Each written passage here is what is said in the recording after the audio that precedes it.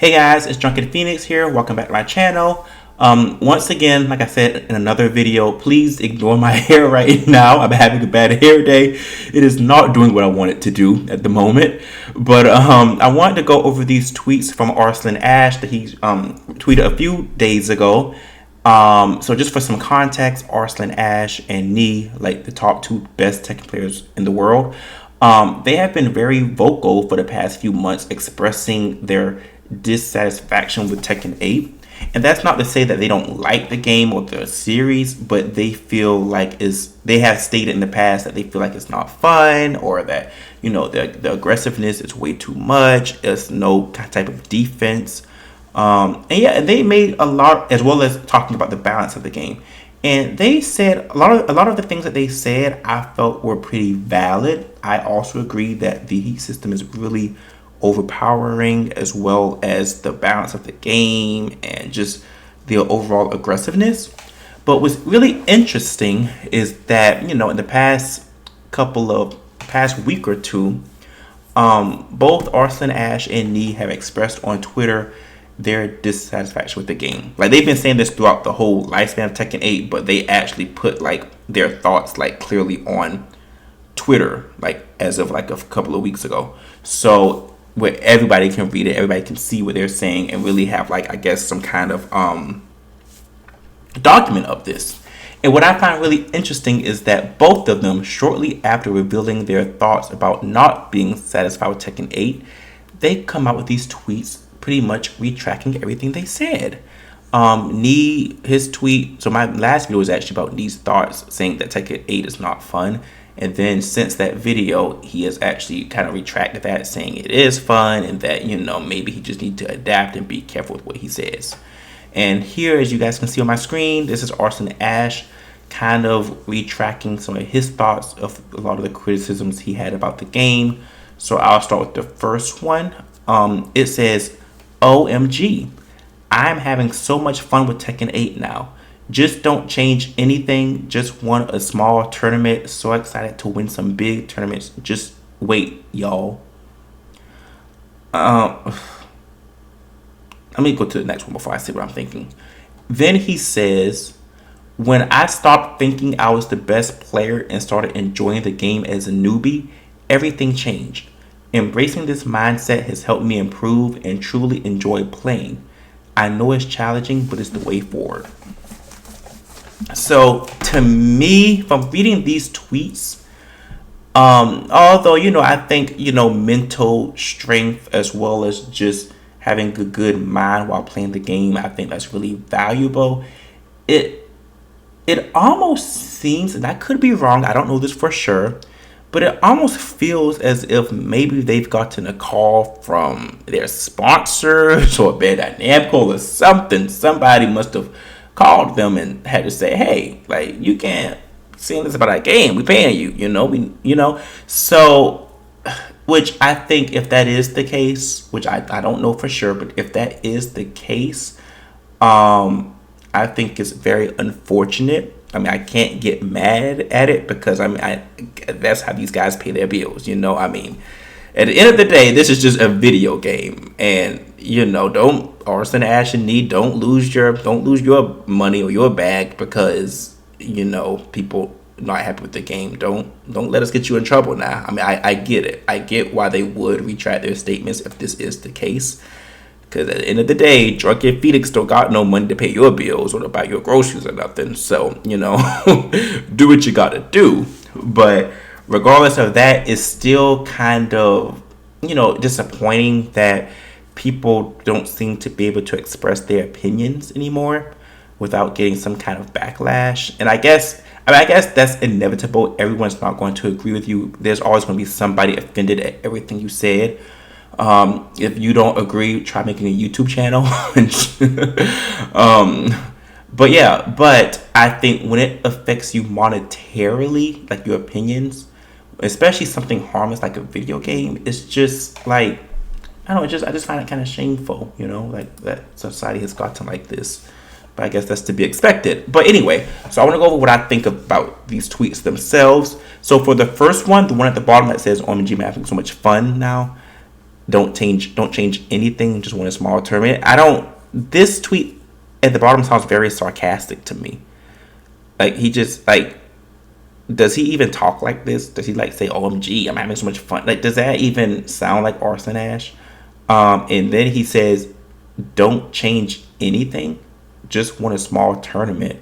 So excited to win some big tournaments. Like, this one kind of sounds sarcastic to me because it just sounds, I don't know the guy like that, but it sounds very trollish. Sounds like he's trolling. He's like saying, don't change anything. Like, you literally had for the past few months, like, a lot of legitimate complaints about the game and you were not alone in these thoughts. Like, this is what a lot of players, both casual, pro, high level, just everybody was saying. Everybody was saying that, there's a lot of changes that need to be made to Tekken 8.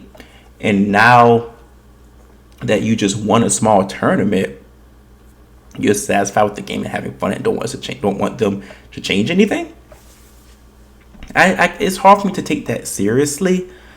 It sounds like a troll. If this is not a troll tweet, then it must be the result of him getting a phone call from somebody in charge, because I mean, I don't know. Like I said, I don't know, but this just doesn't sound right. I can't really take it seriously.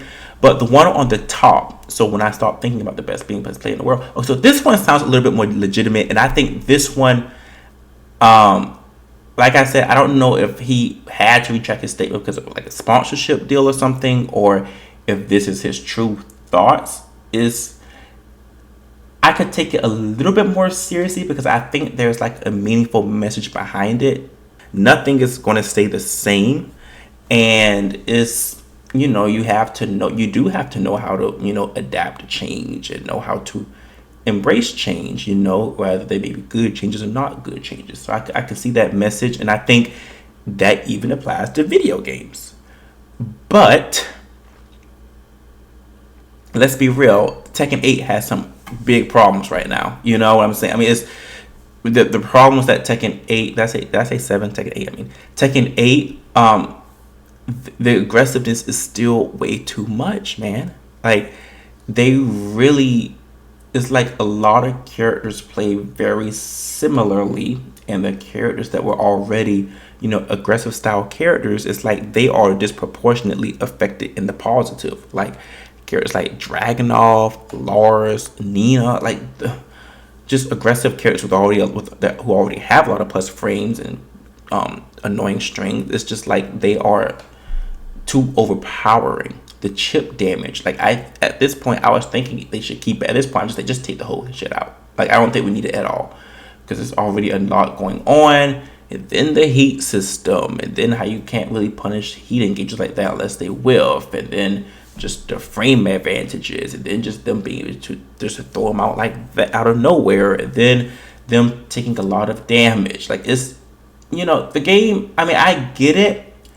They want to go in a more aggressive direction, and I'm like, fine, but that doesn't mean you should just eradicate all the defense.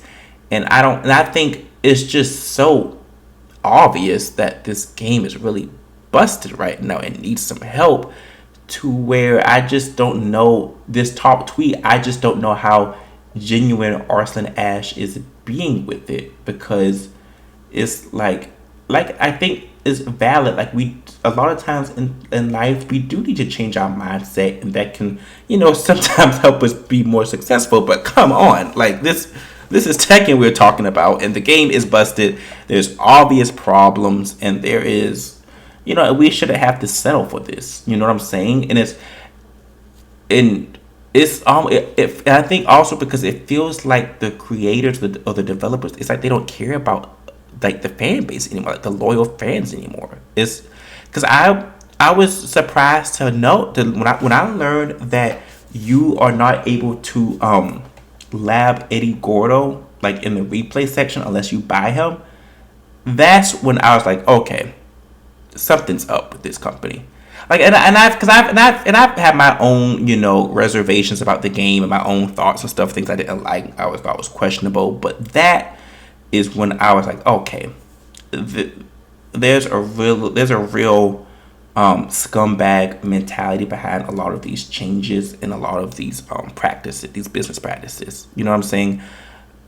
That is just, and then you had, and because at first, because when I first heard about the Eddie Gordo thing about not being able to lab unless you buy him, I didn't take it because people didn't say that explicitly. They were just saying something about the replays, like, oh, you can't watch replays with Eddie or DOC. And I thought, when I heard that, I thought that I was under the mindset that that was like a glitch or like a temporary thing. I thought, oh, I didn't think much of it because I'm just like, well, of course they're not going to force you to buy a character to lab them. Of course they're not going to, do that intentionally. That's what I was thinking at first.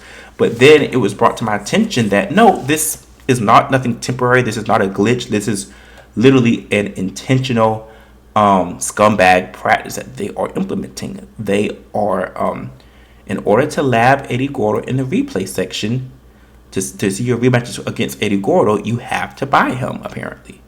And that is just such a dirtbag move. So, and I just think that's what a lot of the disappointment comes from, because people like me, we love Tekken, and I'm not a pro player. I'm better than average, but I mean, I love this. I love this series. I love the game. I grew up on it, but there are some really, really big changes that need to be made to the to Tekken 8. And it doesn't, I'm not saying they have to just make it like Tekken 7 again, but there are some really big system imbalance and changes that need to occur. And yeah, I mean, I am, on the one hand, I don't like seeing all the negativity. I saw like an article saying like, oh, all of the Steam reviews have just like brought Tekken 8 to like there's like a lot of negative reviews on Tekken 8 right now that brought like the overall rating down tremendously. So it's like the negativity is kind of like, but at the same time, I'm glad it's happening, because that's the only. Let me say this, you guys. This could be applied to anything in life. A lot of times, people that do you wrong or whatever, or do something that you don't like, they're not going to change it till you make it clear. That usually requires you having to act negative in some kind of way, even if that consists of having to write negative reviews about your game, collectively. You know what I'm saying? So, but those are my thoughts. Let me know what you guys think. Do you guys agree? Do you disagree? Do you agree with Arslan Ash saying at the bottom that because he won and he's having so much fun, Bandai Namco doesn't need to change anything about Tekken 8? And what do you also think about his mindset thing? Do you think that, Tekken 8 is already good enough and that it's just a matter of just changing your mindset? Let me know what you guys think. I'll see you guys in the next video.